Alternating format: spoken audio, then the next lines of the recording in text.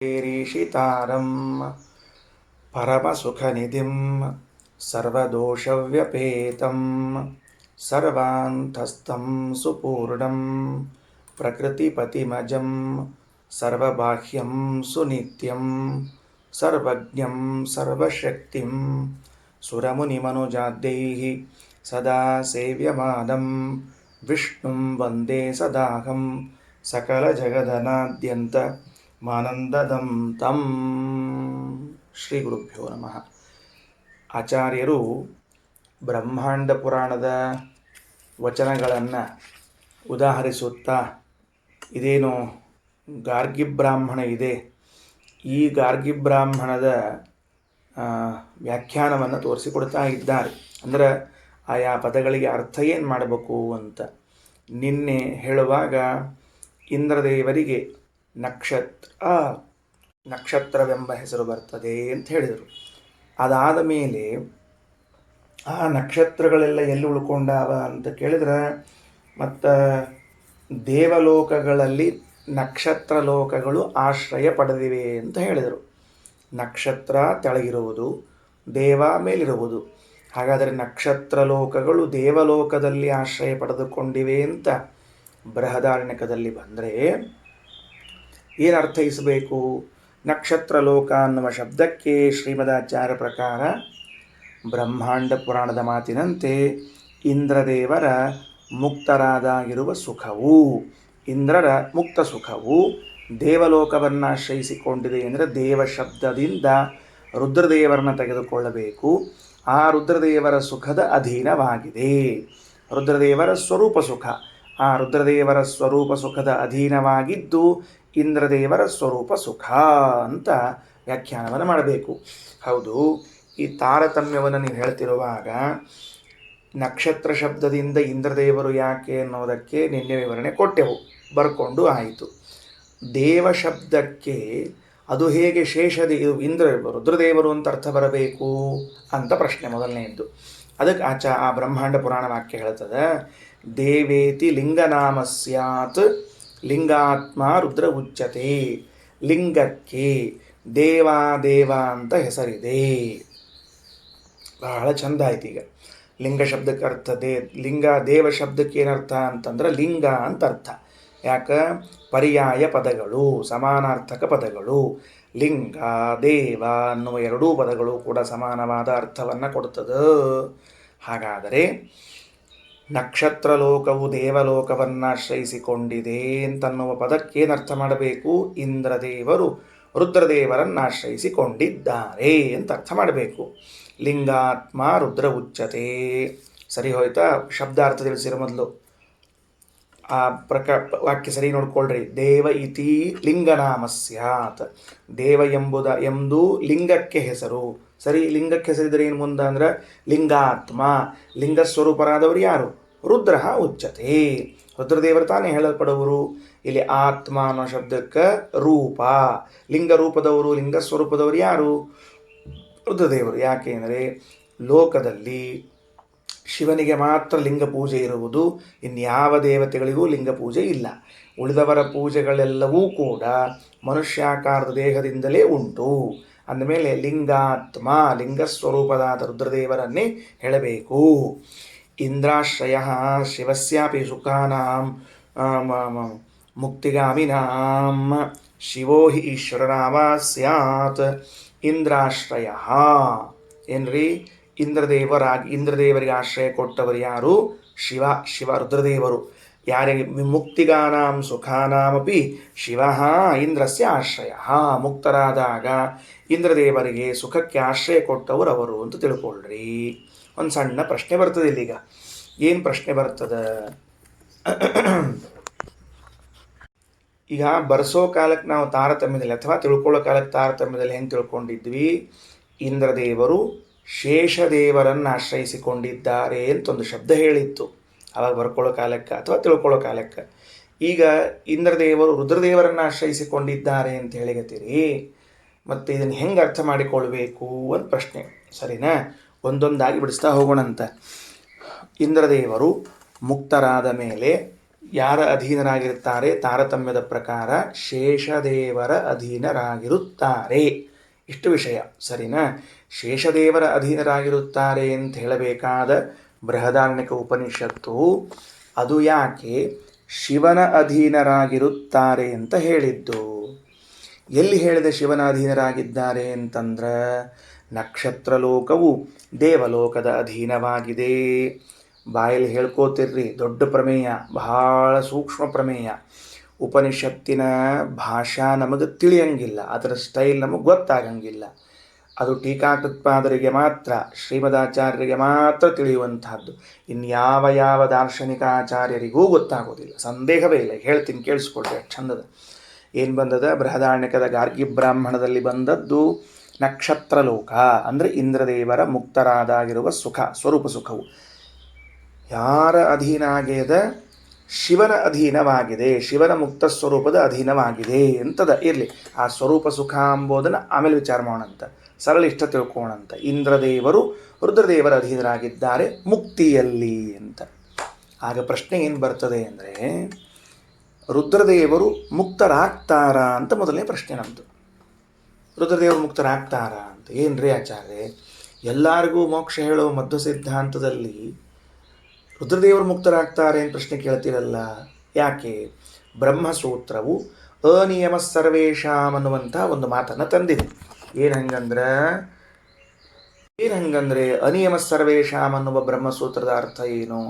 ಯಾರ್ಯಾರು ಅಪರೋಕ್ಷ ಜ್ಞಾನವನ್ನು ಹೊಂದಿರ್ತಾರೋ ಅವರೆಲ್ಲರೂ ಮೋಕ್ಷವನ್ನು ಹೊಂದ್ತಾರ ಕಡ್ಡಾಯವಾಗಿ. ನಿಯಮ ಇಲ್ಲ, ಇವ್ರು ಮಾತ್ರ ಹೊಂದಬೇಕು, ಇವ್ರು ಹೊಂದೋ ಹಂಗಿಲ್ಲ ಅಂತ ನಿಯಮ ಇಲ್ಲ. ಅಪರೋಕ್ಷ ಜ್ಞಾನಿಗಳಲ್ಲಿ 50 ಜನರಿಗೆ ಮಾತ್ರ ಮೋಕ್ಷ, ಇನ್ನು 50 ಜನರಿಗೆ ಇಲ್ಲ ಅಂತಿಲ್ಲವೇ ಇಲ್ಲ. ಹಾಗಿರುವಾಗ ರುದ್ರದೇವರು ಮೋಕ್ಷವನ್ನು ಹೊಂದುತ್ತಾರೇನು ಅಂತ ಪ್ರಶ್ನೆ ಯಾಕೆ ಮಾಡ್ಕೊಂಡ್ರಿ? ಅಪರೋಕ್ಷ ಜ್ಞಾನಿಗಳಾದ 100 ಮಂದಿ, 1000 ಮಂದಿ, ಕೋಟಿ ಮಂದಿ ಇದ್ದರೂ ಅಪರೋಕ್ಷ ಜ್ಞಾನಿಗಳು ಎಲ್ಲರೂ ಏನಾಗಬೇಕು? ಮೋಕ್ಷ ಹೊಂದಬೇಕು.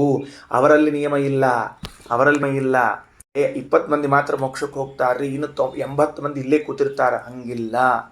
ಹಾಗಿರುವಾಗ ಅಪರೋಕ್ಷ ಜ್ಞಾನವಾದ ಮೇಲೆ ಎಲ್ಲರಿಗೂ ಮೋಕ್ಷ ಅಂತ ಒಪ್ಪಿಕೊಂಡಿರುವ ಮಧ್ವ ಸಿದ್ಧಾಂತದಲ್ಲಿ ರುದ್ರದೇವರು ಮೋಕ್ಷಕ್ಕೆ ಹೋಗ್ತಾರ ಅಂತ ಯಾಕಂದ್ರಿ? ಹೋಗ್ತಾರೆ ಅಂತ ಪ್ರಶ್ನೆ ಯಾಕೆ ಕೇಳಿದ್ರಿ? ಅಷ್ಟೇ ಅಲ್ಲ, ಮಧ್ವಾಚಾರ್ಯರು ಈಗೇನಿದ್ದಾರ ವಾಯುದೇವರಾಗಿ ಅವರು ಮೋಕ್ಷಕ್ಕೆ ಹೋಗ್ತಾರಾ ಎನ್ನುವ ಪ್ರಶ್ನೆಯನ್ನು ಕೇಳುತ್ತೇವೆ ನಾವು. ಇಬ್ಬರೂ ಹೋಗೋದಿಲ್ಲ. ವಾಯುದೇವರು ಮೋಕ್ಷಕ್ಕೆ ಹೋಗೋದಿಲ್ಲ, ರುದ್ರದೇವರು ಮೋಕ್ಷಕ್ಕೆ ಹೋಗೋದಿಲ್ಲ. ನಡಿ, ಎಂಥ ಚಂದ ಮತ್ತು ಸಿದ್ಧಾಂತಪ ಎಲ್ಲರ. ಅವರೇ ಪಾಪ ಹೇಳಿಕೊಟ್ಟವರು, ಶ್ರೀಮದಾಚಾರ್ಯರೇ ಮೋಕ್ಷದ ಕಥೆ ಹೇಳಿ ಕೊನೆಗೆ ಅವರಿಗೆ ಮೋಕ್ಷಕ್ಕೆ ಕಳಿಸೋಲ್ರಲ್ಲ ನೀವು ಅಂತಂದರೆ, ಅದಕ್ಕೆ ಶ್ರೀಮದಾಚಾರ್ಯ ತಿಳಿಸ್ತಾರೆ, ಕರೆಕ್ಟು. ಅಪರೋಕ್ಷ ಜ್ಞಾನವಾದ ಮೇಲೆ ಮೋಕ್ಷಕ್ಕೆ ಹೋಗ್ತಾರೆ ಎಲ್ಲರೂ. ಇವರಿಬ್ಬರ ವಿಷಯದಲ್ಲಿ ವ್ಯತ್ಯಾಸ. ಇವರಿಬ್ಬರು ಅಂದರೆ ಇವರು 4 ಮಂದಿ, ಭಾರತೀ ದೇವಿಯರು, ವಾಯುದೇವರು, ರುದ್ರದೇವರು, ಪಾರ್ವತೀ ದೇವಿಯರ ವಿಷಯದಲ್ಲಿ ಸ್ವಲ್ಪ ವ್ಯತ್ಯಾಸ. ಏನು ಅಂದರೆ, ಆಯಾ ಪದವಿಯಲ್ಲಿ ಇದ್ದಾಗ ಅವರು ಮೋಕ್ಷವನ್ನು ಹೊಂದುವುದಿಲ್ಲ. ರುದ್ರದೇವರು ರುದ್ರ ಪದವಿಯಲ್ಲಿದ್ದಾಗ ಮೋಕ್ಷಕ್ಕೆ ಹೋಗೋದಿಲ್ಲ, ಮತ್ತು ಅವರು ಶೇಷದೇವರಾದಾಗ ಮೋಕ್ಷಕ್ಕೆ ಹೋಗ್ತಾರೆ. ವಾಯುದೇವರು ವಾಯು ಪದವಿಯಲ್ಲಿದ್ದಾಗ ಮೋಕ್ಷ ಇಲ್ಲ, ಅವರು ಬ್ರಹ್ಮದೇವರಾಗಿ ಮೋಕ್ಷಕ್ಕೆ ಹೋಗಬೇಕು. ಭಾರತೀ ದೇವಿ ಸರಸ್ವತಿಯಾಗಿ ಮೋಕ್ಷಕ್ಕೆ ಹೋಗಬೇಕು, ಪಾರ್ವತೀ ದೇವಿ ವಾರುಣಿಯಾಗಿ ಮೋಕ್ಷವನ್ನು ಹೊಂದಬೇಕು. ಹಾಗಾಗಿ ನಮ್ಮ ಸಿದ್ಧಾಂತದಲ್ಲಿ ಪ್ರಶ್ನೆ ಮಾಡ್ಕೊಳ್ಳಿಕ್ಕೆ ಬರ್ತದೆ. ಏನು ಪ್ರಶ್ನೆ ಮಾಡಿಕೊಳ್ಳಿಕ್ಕೆ ಬರ್ತದೆ? ರುದ್ರದೇವರು ಮೋಕ್ಷಕ್ಕೆ ಹೋಗ್ತಾರೇನು ಅಂದರೆ ಇಲ್ಲ, ರುದ್ರದೇವರು ಶೇಷದೇವರಾಗಿ ಮೋಕ್ಷಕ್ಕೆ ಹೋಗ್ತಾರೆ. ವಾಯುದೇವರು ಮೋಕ್ಷಕ್ಕೆ ಹೋಗ್ತಾರೆ ಅಂದರೆ ಇಲ್ಲ, ವಾಯುದೇವರು ಬ್ರಹ್ಮದೇವರಾದ ಮೇಲೆ ಮೋಕ್ಷಕ್ಕೆ ಹೋಗ್ತಾರೆ ಅಂತ ಹೇಳಬೇಕು. ಸರಿ, ಈಗ ಈ ಒಂದು ಪ್ರಮೇಯ ತಿಳ್ಕೊಂಡ್ವಿ. ಏನು ತಿಳ್ಕೊಂಡ್ವಿ ಅಂದರೆ, ನೇರವಾಗಿ ರುದ್ರದೇವರಾಗಲಿ ವಾಯುದೇವರಾಗಲಿ ಈಗಿರುವ ತಮ್ಮ ಪದವಿಯಿಂದಲೇ ಮೋಕ್ಷವನ್ನು ಪಡೆಯುವುದಿಲ್ಲ. ಉತ್ತರದಲ್ಲಿ ಮತ್ತೊಂದು ಜನ್ಮವನ್ನು ಎತ್ತಿ ಅಲ್ಲಿಂದ ಮೋಕ್ಷವನ್ನು ಪಡೀತಾರೆ. ಓಕೆ, ಸಿದ್ಧಾಂತ ಒಂದು ಸ್ಪಷ್ಟ ಆಯ್ತು, ನಮಗೆ ಗೊತ್ತಾಯ್ತು. ಈಗ ಇಲ್ಲಿ ಬಂದ ಪ್ರಶ್ನೆ, ಮುಕ್ತರಾದ ಮೇಲೆ ಇಂದ್ರದೇವರಿಗೆ ಆಶ್ರಯ ಕೊಟ್ಟವರು ಯಾರು? ಶೇಷದೇವರೋ ರುದ್ರದೇವರೋ? ಪ್ರಶ್ನೆ ಬಂತಲ್ಲ. ಮತ್ತು ರುದ್ರದೇವರಾದರೆ ಮೋಕ್ಷಕ್ಕೆ ಹೋಗೋದೇ ಇಲ್ಲ, ಮತ್ತು ಆಶ್ರಯ ಯಾರು ಕೊಡಬೇಕು ಅಂದರೆ ಶೇಷದೇವರೇ ಕೊಡಬೇಕು. ಕರೆಕ್ಟ್. ಹಾಗಾದರೆ ಇಲ್ಲಿ ದೇವ ಅನ್ನೋ ಶಬ್ದಕ್ಕೆ ಲಿಂಗ ಅಂತ ಅರ್ಥ ಮಾಡಿ, ಲಿಂಗ ಅನ್ನೋ ಶಬ್ದಕ್ಕೆ ರುದ್ರ ಅಂತ ಅನ್ನೋ ಅರ್ಥವನ್ನು ಇಟ್ಟುಕೊಂಡು, ಮುಕ್ತಿಯಲ್ಲಿ ಇಂದ್ರದೇವರಿಗೆ ಆಶ್ರಯ ಕೊಟ್ಟವರು ಯಾರು ಅಂತ ಕೇಳಿದರೆ ರುದ್ರದೇವರಲ್ಲ, ಶೇಷದೇವರು ಅಂತ ಇಟ್ಕೊಳ್ಬೇಕು. ಸರಿನಾ? ಓಕೆ, ವಾಕ್ಯ ನೋಡ್ರಿ ಮುಂದಿಂದು. ಇಂದ್ರಾಶ್ರಯ ಶಿವಸ್ಯಾಪಿ ಸುಖಾನ ಮುಕ್ತಿಗಾಮಿನಾಂ ಶಿವೋ ಹೀಶ್ವರ ನಾಮ ಸ್ಯಾತ್. ಇಲ್ಲೊಂದು ಸ್ವಲ್ಪ ವಾಕ್ಯ ಬಿಡಿಸ್ಕೋಬೇಕು ನಾವೀಗ. ಶಿವೋ ಹೀಶ್ವರ ನಾಮ ಸ್ಯಾತ್ ಅಂತದಲ್ಲಿ ಏನಪ್ಪ ಅದು? ಶಿವೋ ಹಿ ಈಶ್ವರ ನಾಮ ಸ್ಯಾತ್ ಅಂತ ಪದಚ್ಛೇದ ಮಾಡಬೇಕು. ಹೆಂಗೆ ಮಾಡಬೇಕು ಅಂದ್ರೆ ಹಿಂಗೆ ಮಾಡಬೇಕು. ಶಿವೋ ಆದಮೇಲೆ ಅಳ್ಳು ಹಾಕ್ಕೋಬೇಕು. ಒಂದು ಅಳ್ಳು ಹಾಕ್ಕೊಂಡ್ರಿ ಅಂದ್ರೆ ಬರ್ತದೆ. ಶಿವ ಅಹೀಶ್ವರ ನಾಮ. ಅಹೀಶ್ವರ ನಾಮ ಶಿವ ಅಂದ್ರೆ ಅಹಿ ಅಂದರೆ ಸರ್ಪ. ಅಹೀಶ್ವರ ಅಂದರೆ ಸರ್ಪಗಳಿಗೆ ರಾಜನಾದ ಶೇಷದೇವರು. ಅವರಿಗೇನೆ ಶಿವ ಶಿವ ಎಂಬುದಾಗಿ ಕರೀತಾರ. ಶಿವ ಅಹೀಶ್ವರ ನಾಮ. ಅಹಿ ಅಂದರೆ ಸರ್ಪ. ಅಹಿ ಅಂದರೆ ಸರ್ಪ. ಅಹೀಶ್ವರ ಅಂದರೆ ಸರ್ಪಗಳ ಒಡೆಯ ಶೇಷದೇವರು. ಶೇಷದೇವರಿಗೇನೆ ಶಿವ ಎಂಬುದಾಗಿ ಹೆಸರು. ಸರಿ, ಓಕೆ, ಎಲ್ಲ ಡನ್, ಒಪ್ಪಿಕೊಂಡ್ವಿ. ನೀವು ಹೇಳ್ದಂಗೆ ಹೇಳಿಬಿಟ್ವಿ. ನಾವೀಗ ಏನು ಮಾಡಿಬಿಟ್ವಿ ಅಂದರೆ ಎರಡು ಪ್ರಮೇಯವನ್ನು ತಿಳ್ಕೊಂಡ್ವಿ. ಮೊದಲನೇದಾಗಿ ಇಲ್ಲಿ ದೇವ ಶಬ್ದ ಬರ್ತದೆ. ನಕ್ಷತ್ರ ಲೋಕವು ದೇವಲೋಕವನ್ನು ಆಶ್ರಯಿಸಿಕೊಂಡಿದೆ ಅಂತನ್ನುವ ಮಾತನ್ನು ಹೇಳಿದ್ರಿ, ಒಪ್ಪುಗೊಂಡೆವು. ನಕ್ಷತ್ರ ಶಬ್ದಕ್ಕೆ ಇಂದ್ರ ಅನ್ನೋ ಅರ್ಥ ಮಾಡಬೇಕು ಅಂತ ವಿವರಣೆ ಕೊಟ್ಟಿತು ಬ್ರಹ್ಮಾಂಡ ಪುರಾಣ. Yes, okay. ಆ ಇಂದ್ರದೇವರಿಗೆ ಆಶ್ರಯ ಕೊಟ್ಟವರು ಯಾರು ಅಂದ್ರೆ ರುದ್ರದೇವರು ಅಂತ ಹೇಳಿದ್ರಿ. ಎಲ್ಲಿದೆ ಶಬ್ದ ಅಂದ್ರೆ ದೇವಲೋಕ ಅನ್ನೋ ಶಬ್ದ ಇದೆ ಅಂತ ಹೇಳಿದ್ರಿ. ಅದೇನು ದೇವಲೋಕ ಎಂಬ ಶಬ್ದಕ್ಕೆ ರುದ್ರದೇವರು ಅಂತ ಅರ್ಥ ಬಂತು ಅಂತ ಕೇಳಿದ್ರೆ, ದೇವ ಅನ್ನುವ ಶಬ್ದ, ಲಿಂಗ ಅನ್ನುವ ಶಬ್ದಗಳು ಪರ್ಯಾಯ ಅಥವಾ ಸಮಾನಾರ್ಥಕ ಪದಗಳು. ಲಿಂಗಸ್ವರೂಪರಾದ ರುದ್ರದೇವರನ್ನ ದೇವ ದೇವ ಅಂತ ಕರಿಬೇಕು, ಬೇರೆ ಏನಿಲ್ಲ. ದೇವ ಅಂತ ಕರೀಲಿಕ್ಕೆ ಬರ್ತದ. ಸರಿ, ಆ ರುದ್ರದೇವರು ಆಶ್ರಯ ನೀಡಿದ್ದಾರೆ ಇಂದ್ರದೇವರಿಗೆ ಮುಕ್ತಿಯಲ್ಲಿ ಅಂತ ಬಂತ ಪ್ರಶ್ನೆ. ಹೌದು, ಮುಕ್ತಿಯನ್ನು ರುದ್ರದೇವರೇ ಹೊಂದುವುದಿಲ್ಲ. ರುದ್ರ ಪದವಿಯಲ್ಲಿದ್ದಾಗ ಅವರು ಶೇಷ ಪದವಿಯನ್ನು ಹೊಂದಿದ ಮೇಲೆ ಮುಕ್ತರಾಗಬೇಕು. ಹಾಗಿರುವಾಗ ಅದು ಹೇಗೆ ನೀವು ಇಲ್ಲಿ ರುದ್ರದೇವರನ್ನು ತೆಗೆದುಕೊಂಡ್ರಿ ಅಂದ್ರೆ ಇಲ್ಲ, ಇಲ್ಲಿರುವ ರುದ್ರ ಪದದಿಂದ ಅರ್ಥಾತ್ ದೇವ ಪದದಿಂದ ಶೇಷದೇವರನ್ನೇ ತೆಗೆದುಕೊಳ್ಳಬೇಕು. ಆಯಿತು, ಸರಿ ಹೋಯ್ತು. ಇಲ್ಲಿಗೆ ಒಂದು ಹಂತ ಬಂತು ಅಂತ ತಿಳ್ಕೊಂಡ್ವಿ. ಈಗ ನಮಗೆ ಎರಡನೇ ಹಂತ ಪ್ರಾರಂಭ ಆಗ್ಲಿಕ್ಕತ್ತದ. ಆದರೆ ಈ ವೇದ ಹಿಂಗ್ಯಾಕೆ ಮಾತಾಡಬೇಕು, ವೇದ ಹಿಂಗ್ಯಾಕೆ ಹೇಳಬೇಕು? ಸುಮ್ಮನೆ ಸ್ಪಷ್ಟವಾಗಿ ವೇದಕ್ಕೆ ಹೇಳಿ ಬರ್ತಿತ್ತೋ ಇಲ್ಲೋ? ನಮ್ಮನ್ನು ಯಾಕೆ ಗದ್ದಲಕ್ಕೆ ಹಾಕ್ತು ವೇದ? ಬ್ರಹ್ಮಾಂಡ ಪುರಾಣದಲ್ಲಿ ವೇದವ್ಯಾಸದೇವರು ಇಷ್ಟೆಲ್ಲ ಯಾಕೆ ನಿರ್ಧಾರ ಮಾಡಬೇಕಾಯಿತು? ನಮ್ಮನ್ನು ಯಾಕೆ ಗದ್ದಲಕ್ಕೆ ಹಾಕಿದ್ರಿ ನೀವು? ಸರಳ ಹೇಳ್ರಿ.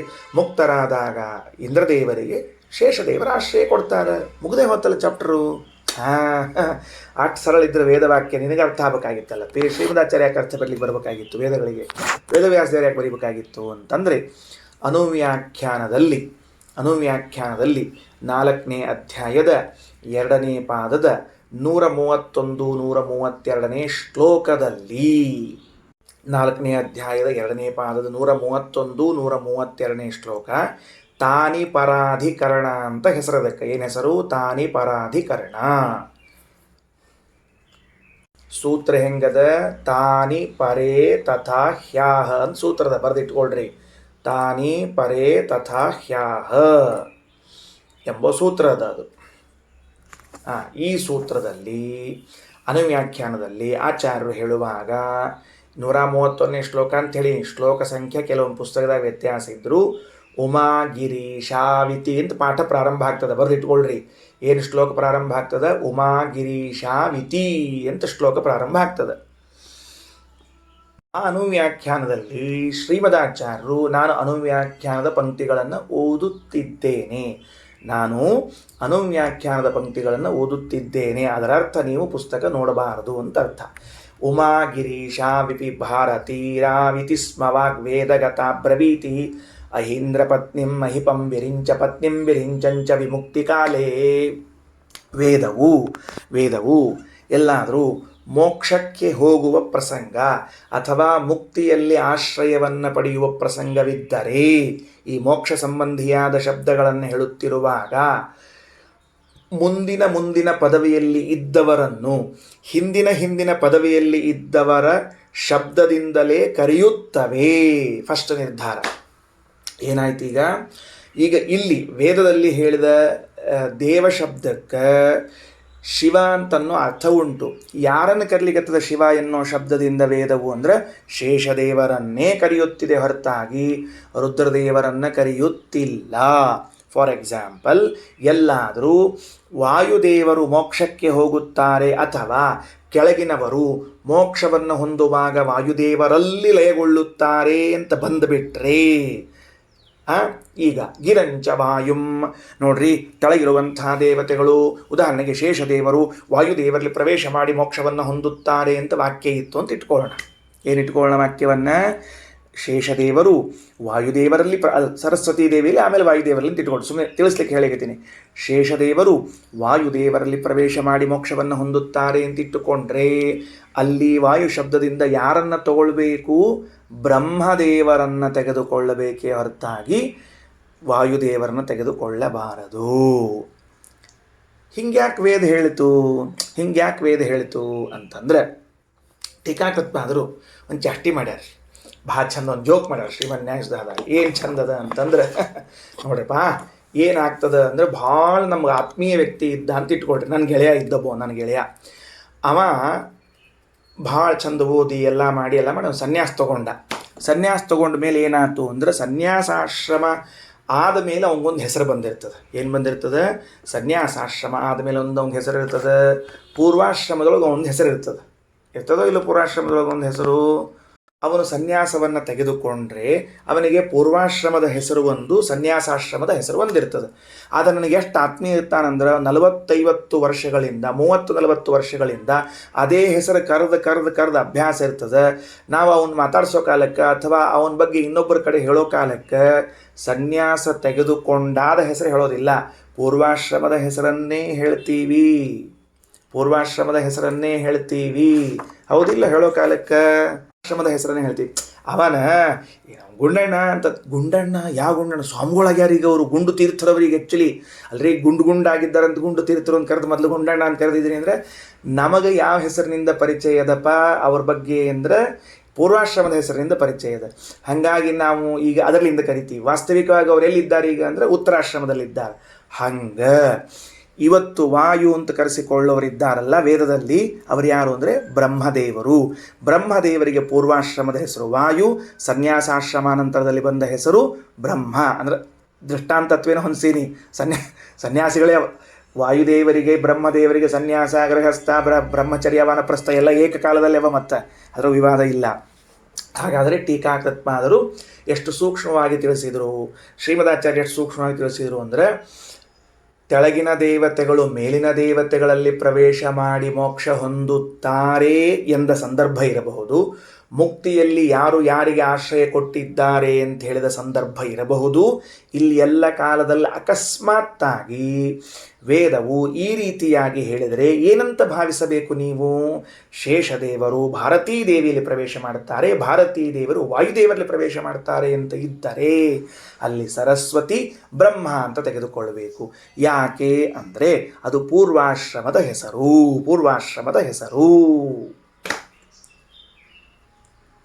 ಇದು ಸ್ವಲ್ಪ ಮತ್ತೆ ಗದ್ಲೆ ಬಿತ್ತಲ್ಲ, ಹಿಂಗ್ಯಾಕೆ ಹೇಳ್ಬೇಕಾತ ವೇದರ ನಮಗೆ? ಪೂರ್ವಾಶ್ರಮದ ಹೆಸರು ಉತ್ತರಾಶ್ರಮದ ಹೆಸರು ಹೇಳಬೇಕೇನು ಅಂದ್ರೆ ಅಲ್ಲ. ಅದಕ್ಕೆ ಹೇಳ್ತಾರೆ, ತಯೇವ ಯತ್ತತ್ ಪದಮಾಪ್ತವಂತಿ ತತ್ಕಾಲ ಏತಾನ್ ಸಮುಪಾಸ್ಯ ಜೀವಾ ಬ್ರಹ್ಮತ್ವಕಾಲೇ ಪ್ರವಿಶಂತಿ ಚೈತಾನ್ ಇತಿ ಸ್ಮ ವಾಕ್ ತಾದೃಶತಾಮುಪೈತಿ. ಭಾಳ ಚಂದ ಶ್ರೀಮದಾಚಾರ್ಯರು ಅಂದರೆ ಶ್ರೀಮದಾಚಾರ್ಯ. ಏನಿಲ್ಲ ಎಷ್ಟು ವಿಷಯ ಅಂತಂದ್ರೆ, ಈಗ ಯಾರು ಶಿವ ಪದವಿಯಲ್ಲಿ ಇದ್ದಾರೋ ಆ ಜೀವ ವಾಯುದೇವರನ್ನ ಭಾರತೀ ದೇವಿಯರನ್ನ ಉಪಾಸನ ಮಾಡಿ ಮೋಕ್ಷವನ್ನು ಹೊಂದುವ ಕಾಲದಲ್ಲಿ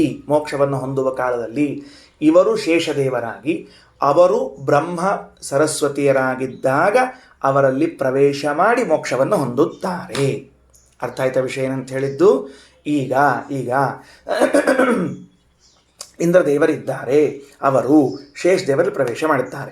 ಯಾವಾಗ ಪ್ರವೇಶ ಮಾಡ್ತಾರೆ ಶೇಷದೇವರಲ್ಲಿ ಅಂದರೆ, ಇವತ್ತ ಶೇಷದೇವರಲ್ಲಿ ಪ್ರವೇಶ ಅಲ್ಲ, ಒಂದು ಜನ್ಮ ಪೂರ್ತಿ ರುದ್ರದೇವರ ಆರಾಧನಾ.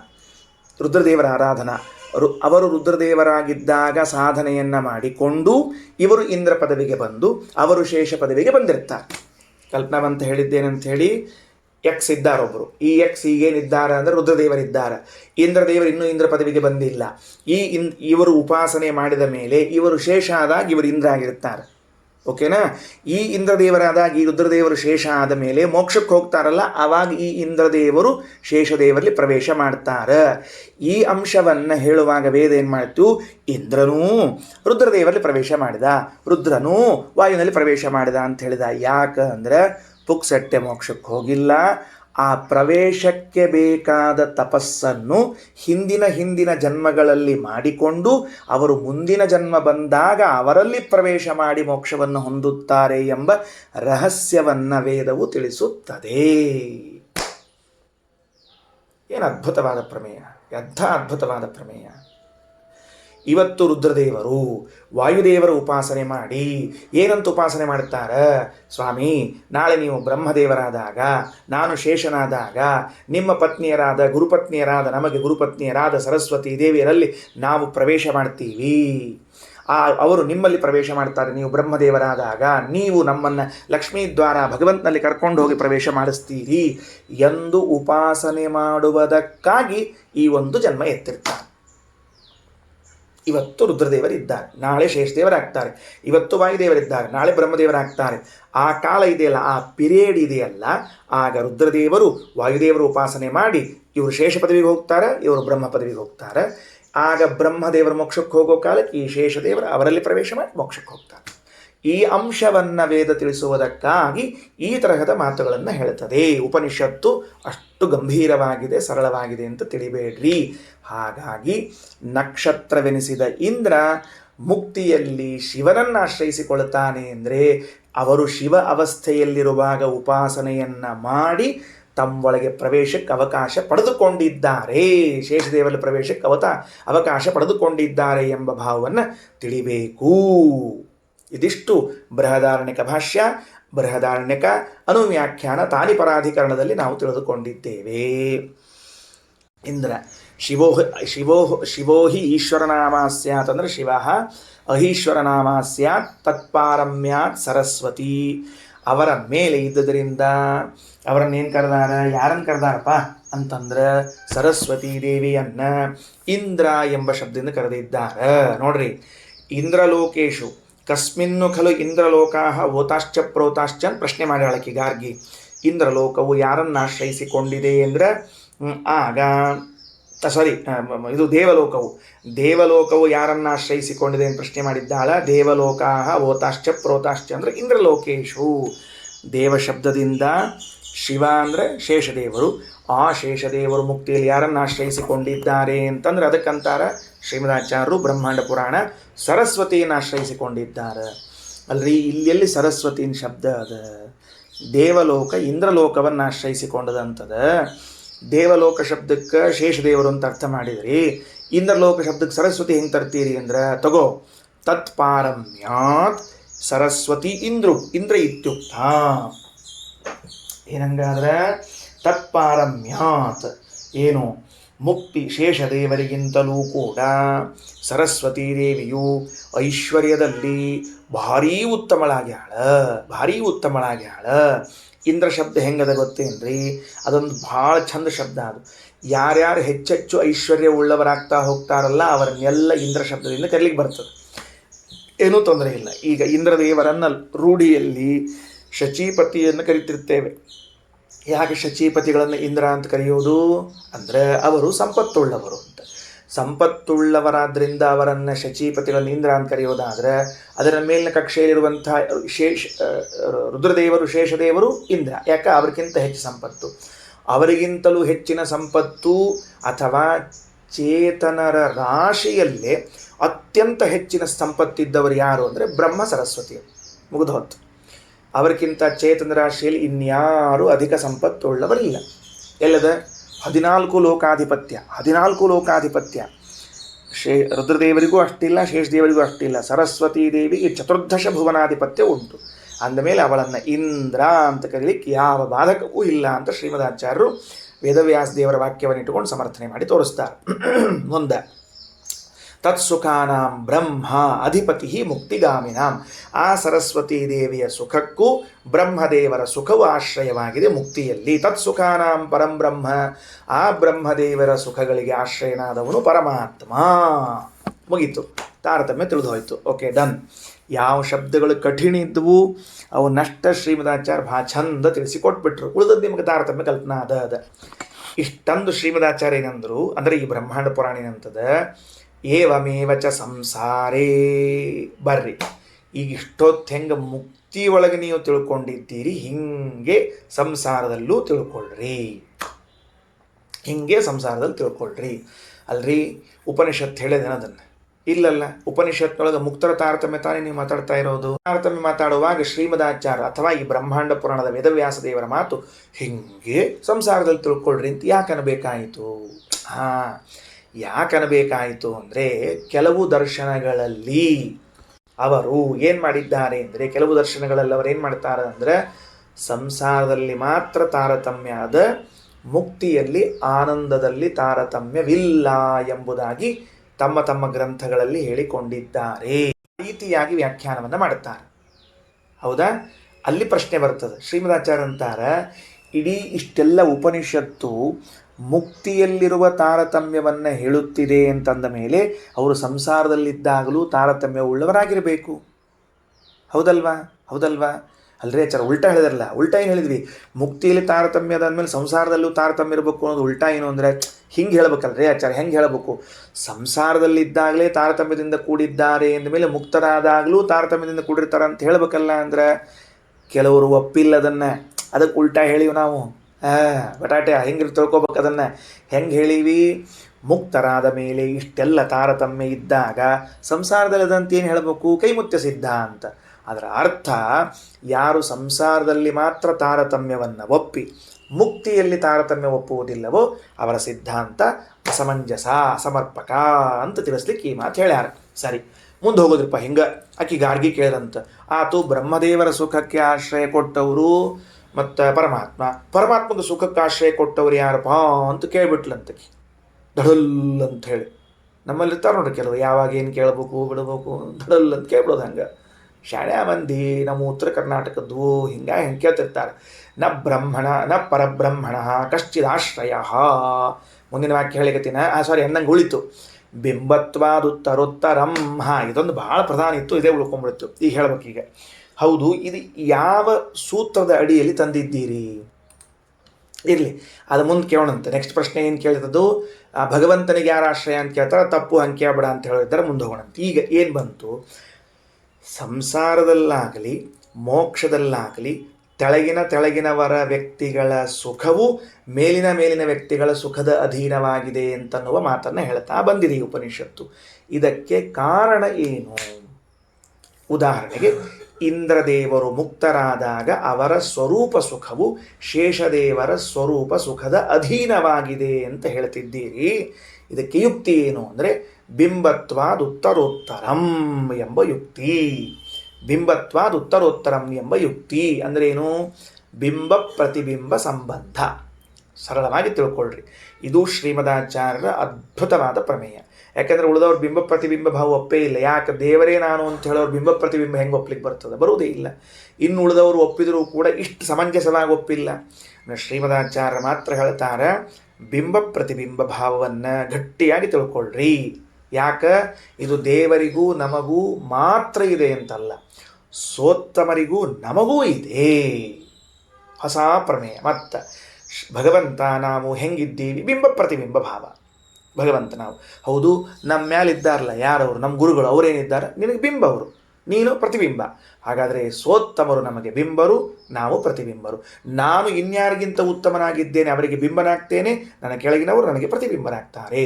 ಹೀಗೆ ಬಿಂಬ ಪ್ರತಿಬಿಂಬ ಭಾವ ಭಗವಂತನಿಂದ ಪ್ರಾರಂಭ ಮಾಡಿಕೊಂಡು ಸಂಸಾರದಲ್ಲಿದ್ದವರಲ್ಲಿ ಎಲ್ಲರಲ್ಲೂ ಉಂಟು. ಇದೇ ಯುಕ್ತಿಯಿಂದಲೇನೆ ಏನು ಹೇಳಿ ಹೊರಟದ?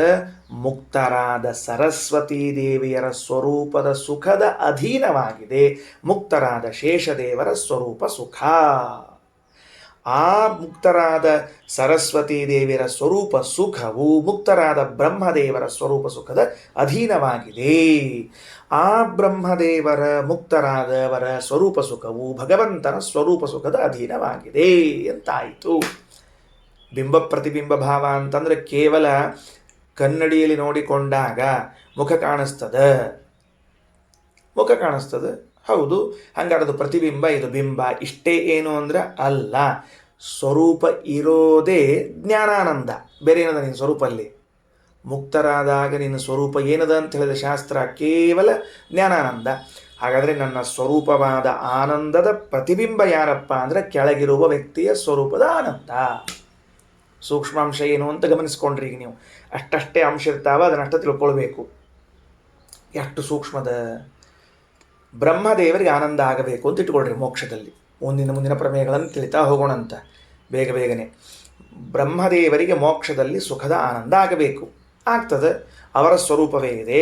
ಅವರ ಸ್ವರೂಪದ ಆನಂದವನ್ನು ಅವರು ಅನುಭವಿಸ್ಲಿಕ್ಕೆ ಏನಾಗಬೇಕಾಗಿದೆ? ಸ್ವರೂಪ ಸುಖವು ಮತ್ತೆ ಭಗವಂತನ ಅಧೀನವಾಗಿದೆ. ಅಂದರೆ ಏನು? ಬ್ರಹ್ಮದೇವರಿದ್ದಾರೆ, ಅವ್ರದ್ದೊಂದು ಸ್ವರೂಪದ, ಅವ್ರ ಸ್ವರೂಪದಲ್ಲೇ ಸುಖ ಅದ. ಮೋಕ್ಷ ಹೊಂದಿದ್ರು, ಲಿಂಗ ಶರೀರ ಹೋತು, ಸ್ಥೂಲ ಶರೀರ ಹೋತು, ಅನಿರುದ್ಧ ಶರೀರ ಹೋತು, ಸ್ವರೂಪ ಸುಖ ಅದ, ಇದ್ದಾರೆ ಮೋಕ್ಷದಲ್ಲಿ. ಆನಂದ ಅನುಭವಿಸಬೇಕಲ್ಲ ಅಂದರೆ ಇಲ್ಲ. ಯಾಕೆ ಆನಂದ ಅನುಭವಿಸುವುದಿಲ್ಲ ಅಂದರೆ ಆ ಆನಂದವು ಕೇವಲ ಸ್ವರೂಪಾನಂದವಾಗಿದ್ದರೆ ಅವರ ಪಾಡಿಗೆ ಅವರು ಅನುಭವಿಸ್ತಿದ್ರು. ಮತ್ತು ಏನಾಗಿದೆ? ಪ್ರತಿಬಿಂಬವಾದ ಸ್ವರೂಪಾನಂದವಾಗಿದೆ. ಪ್ರತಿಬಿಂಬವಾದ ಸ್ವರೂಪಾನಂದವಾಗಿದೆ. ಪ್ರತಿಬಿಂಬವಾದ ಸ್ವರೂಪಾನಂದವಾಗಿದೆ ಅಂದರೆ ಬಿಂಬದ ಆನಂದವು ಆದಾಗ, ಅರ್ಥ ಆಯ್ತಲ್ಲ? ಆದಾಗ ಎಂಬ ಶಬ್ದ ತಿಳಿತಲ್ಲ. ಬಿಂಬವು ಕನ್ನಡಿಯ ಮುಂದೆ ನೀವು ನಿಂತು ಕೈ ಎತ್ತಿದಾಗ ಪ್ರತಿಬಿಂಬವು ಕೈ ಎತ್ತುತ್ತದೆ. ಹಾಗಾದರೆ ಭಗವಂತ ತಾನು ಆನಂದ ರೂಪನಾಗಿ ಬ್ರಹ್ಮದೇವರಿಗೆ ಆನಂದದ ಅನುಭವ ಬರಲಿ ಎಂದು ಇಚ್ಛಿಸಿದಾಗ, ತನ್ನಲ್ಲಿ ಆನಂದದ ಅಭಿವ್ಯಕ್ತಿಯನ್ನು ಮಾಡಿಕೊಂಡಾಗ ಬ್ರಹ್ಮದೇವರ ಸ್ವರೂಪ ಸುಖದ ಅನುಭವವು ಬರುತ್ತದೆ. ಯಾಕೆ? ಕಾರಣ ಪ್ರತಿಬಿಂಬ. ಬ್ರಹ್ಮದೇವರು ಅವರು ತಾವು ಇಚ್ಛೆ ಮಾಡಿ ನನ್ನ ಪ್ರತಿಬಿಂಬವಾದ ಸರಸ್ವತೀ ದೇವಿಗೆ ಆನಂದದ ಅನುಭವ ಬರಲಿ ಅಂತಂದಾಗ ಅವಳಿಗೂ ತನ್ನ ಸ್ವರೂಪದ ಆನಂದ ಅನುಭವ ಬರ್ತದೆ. ಹಿಂಗೆ ಕೆಳಗಿನವರೆಗೆ ತಗೋತಾ ಬರಬೇಕು. ಒಂದೇ ಒಂದು ಕಾರಣ, ಬಿಂಬ ಪ್ರತಿಬಿಂಬ ಭಾವ ತುಂಬ ಮಹತ್ವದ್ದು. ಯಾಕಂದ್ರೆ ನಾವು ಅಷ್ಟು ಅಧೀನರಿದ್ದೀವಿ ಭಗವಂತನಿಗೆ ಮೊದಲಾದವರಿಗೆಲ್ಲ ತಿಳ್ಕೊಳ್ರಿ. ಸರಿ, ಇನ್ನು ಮುಂದಿನ ಶಬ್ದಕ್ಕೆ ಹೋಗೋಣಂತ. ಅಲ್ಲ, ನೀವು ಗಾರ್ಗಿ ಕೇಳಿಬಿಟ್ಲು, ಹೌದು, ಆ ಪರಮಾತ್ಮನ ಸುಖವು ಯಾರ ಸುಖದ ಅಧೀನವಾಗಿದೆ? ನ ಪರಬ್ರಹ್ಮಣ ಕಶ್ಚಿದಾಶ್ರಯ ಸ್ವಾಶ್ರಯಂ ಗತ್ಯತಃ. ಪರಬ್ರಹ್ಮನ ಸುಖ ಇನ್ಯಾರ ಸುಖಕ್ಕೆ ಆಶ್ರಯ ಅಧೀನ ಅಲ್ಲ. ಸ್ವಾಶ್ರಯಂ ಗತಃ, ತನ್ನ ಅಧೀನ, ಅದು ಸ್ವತಂತ್ರ ತನ್ನ ಅಧೀನವಾಗಿರ್ತದೆ, ಹೊರತಾಗಿ ಬೇರೆದಿಲ್ಲ. ಇಷ್ಟೇ ಹೇಳಿ ಸುಮ್ಮನೆ ಕೂಡಲಿಲ್ಲ.